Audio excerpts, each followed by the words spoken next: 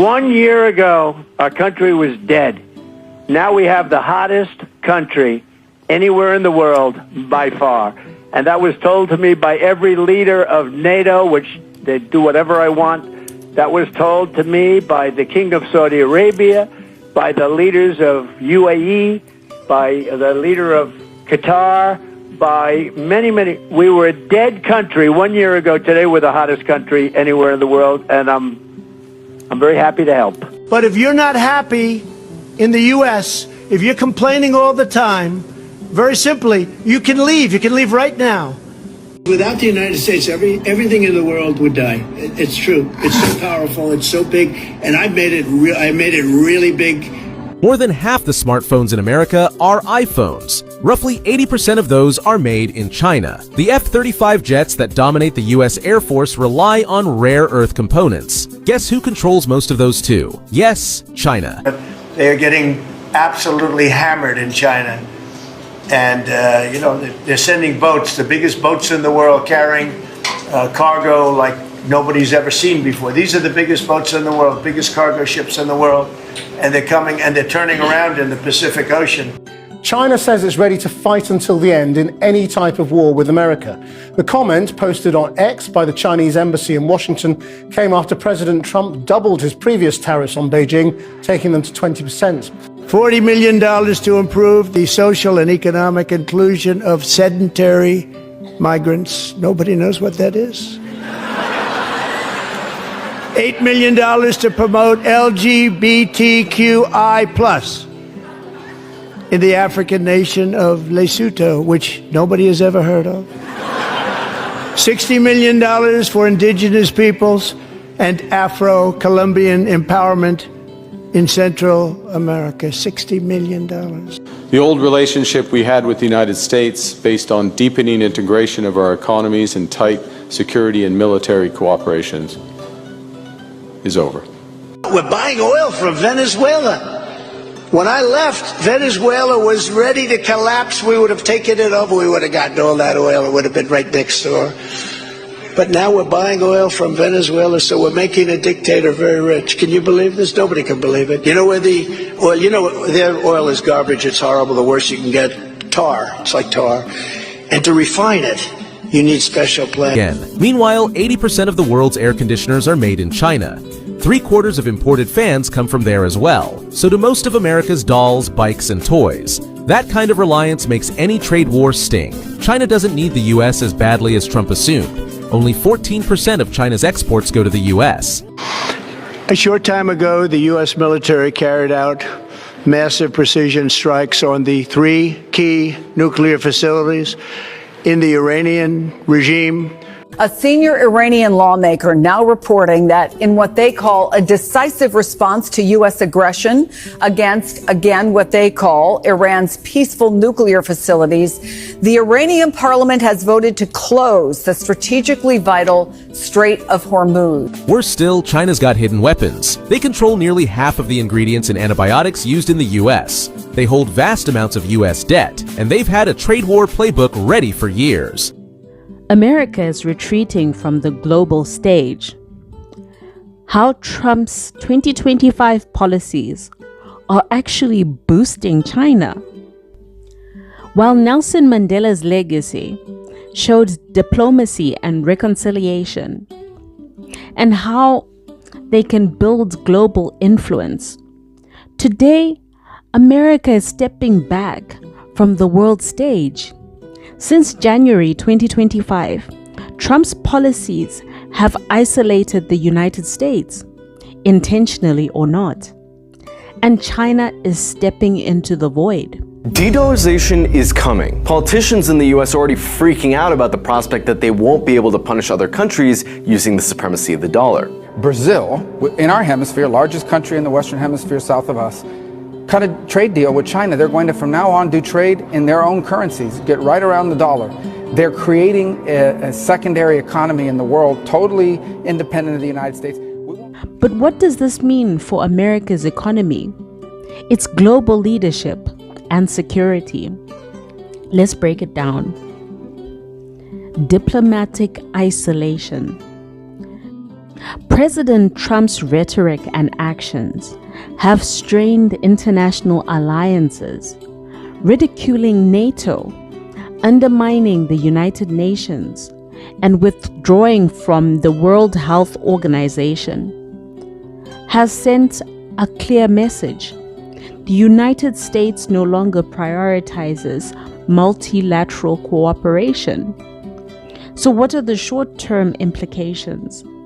Countries feel abandoned and are seeking alternative partnerships. This weakens America's influence in critical global negotiations, from trade agreements to security alliances. And the long-term implications? Once trust erodes, it's hard to rebuild. China, in contrast, is actively cultivating these relationships, positioning itself in a relatable and reliable manner as a partner.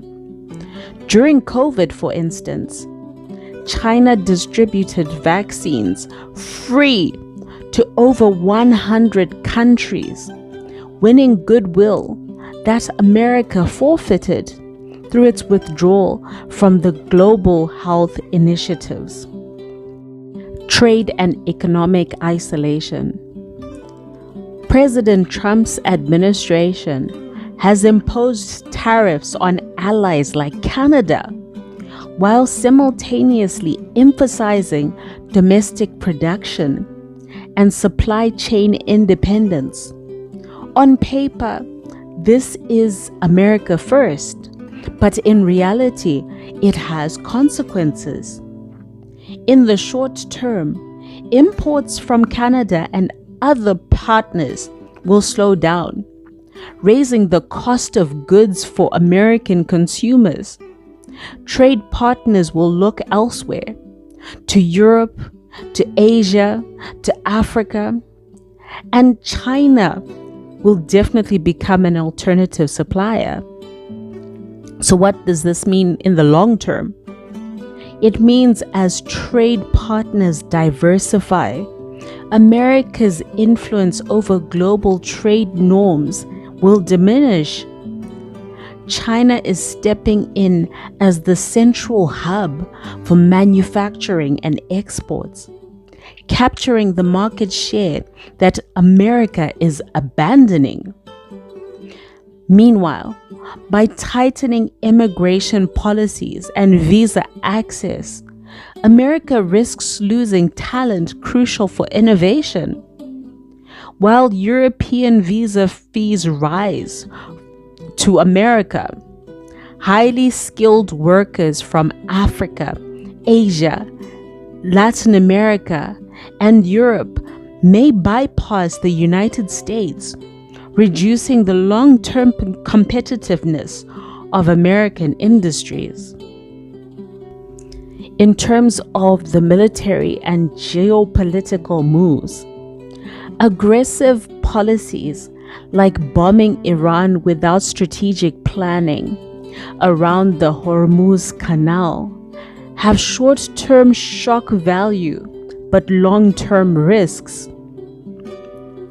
Disrupting one of the world's critical oil routes increases global energy prices and destabilizes markets. You don't have the cards right now.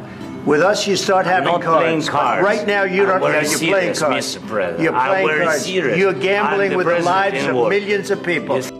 Betraying commitments to Ukraine or inconsistently engaging in conflicts abroad also sends a message that the United States cannot be relied upon for security. That's the message that's been sent to NATO. In these vacuums, Russia strengthens its influence and China positions itself as a neutral mediator for developing nations looking for security assurances and investment. Do you know? The U.S. stock market has wiped out more than $3.5 trillion in market value.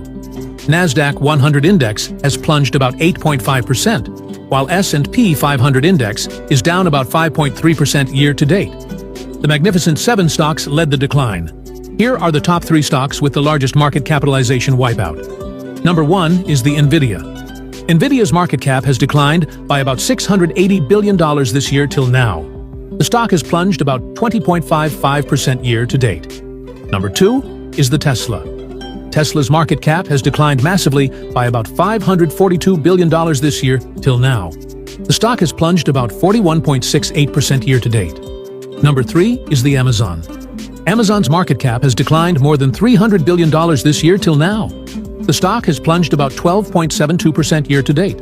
These 3 stocks combined have wiped out more than $1.5 trillion in market capitalization. In terms of the domestic policy, inside the United States, President Trump's policies are reshaping the economy and labor market. Firing millions of federal employees reduces government efficiency and erodes institutional knowledge. Ending the Diversity, Equity and Inclusion Initiatives, DEI, and dismantling departments in education undermines diversity and long-term workforce competitiveness. Halting infrastructure projects slows down economic growth, reduces job creation, and increases transportation and logistics costs.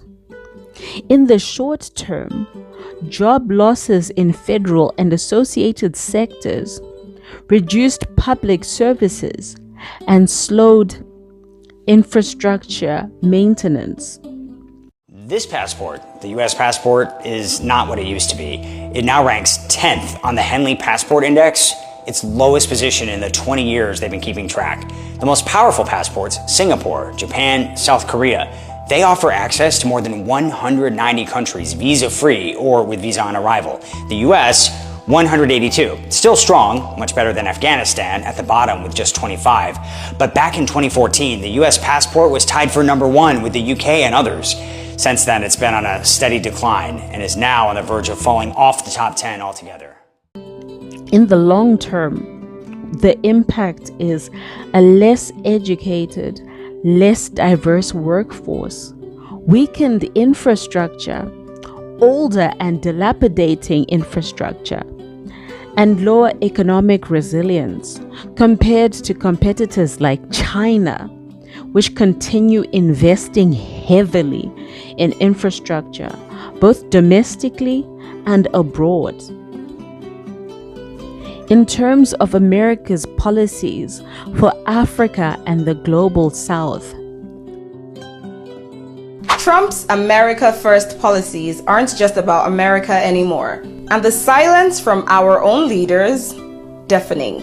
When the US revoked all visas for South Sudanese citizens in April, it wasn't because of national security. It was because South Sudan refused to take in a deportee who turned out to be Congolese, not South Sudanese. Even after South Sudan accepted the man in the spirit of friendly relations, the US kept the ban in place. Citizens called it bullying, while the government called it a violation of sovereignty. But from the African Union, we got nothing. Trump's second term has brought aid freezes, visa bans, the end of Power Africa, and new tariffs threatening the African Growth and Opportunity Act, a trade program that provides duty-free access to the US markets for eligible sub-Saharan African countries. In 2017, the AU condemned Trump's Muslim travel ban. But now, there's silence. If Africa's institutions won't stand up for Africans, who will? President Trump's policy toward Africa and the developing countries in the global South are equally significant. United States Supreme Court has cleared the way for the deportation of 8 men with criminal records to strife-torn South Sudan. The 8 with criminal records, including convictions for first-degree murder, homicide, drug trafficking and robbery, some serving life sentences, are set to be dumped in the strife-torn country. The 8 had been held at a U.S. naval base in Djibouti and are originally from Cuba, Vietnam and Mexico.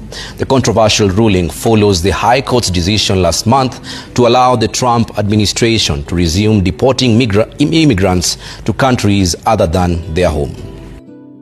Ignoring conflicts in the Sudan, exploiting resources in the DRC.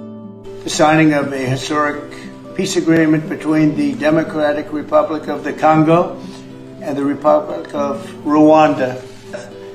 It's displaced countless people and claimed the lives of thousands and thousands, but today the violence and destruction comes to an end, and the entire region begins a new chapter of hope and opportunity, harmony, prosperity, and peace.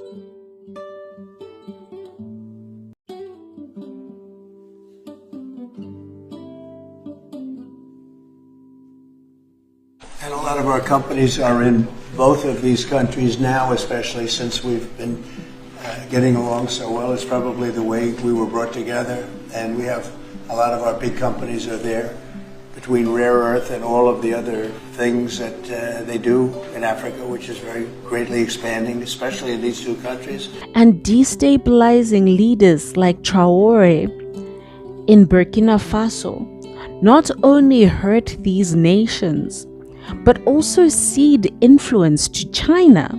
Something huge is happening between China and African countries, and it's probably going to change the world's future. Leaders of 53 African countries, African Union and other organizations are in Beijing from September the 4th to 6th to attend the 2024 FOCAC Summit. Thousands of delegates and guests from Africa are in China this month. China invests in African infrastructure, technology, and trade agreements, while America is focusing inward. The short-term effect is the United States will lose diplomatic leverage. And in the long term, China becomes the dominant economic and political partner for developing nations, establishing loyalty through loans, trade, and aid, which could influence global voting blocs in the United Nations and trade negotiations for decades. Humanitarian and ethical implications. From Gaza to South Sudan, America's inconsistent engagement on humanitarian crises erodes its moral authority. And now, with the withdrawal of USAID's funding from South Africa, America is cutting off vital support in health, in education, and in poverty alleviation. This creates space for China to deepen its role, offering infrastructure, medical aid, and development loans without political conditions. So what is the short-term implication? Programs that millions of South Africans rely on, particularly in health and community development, face funding gaps. America's credibility as a development partner will shrink overnight.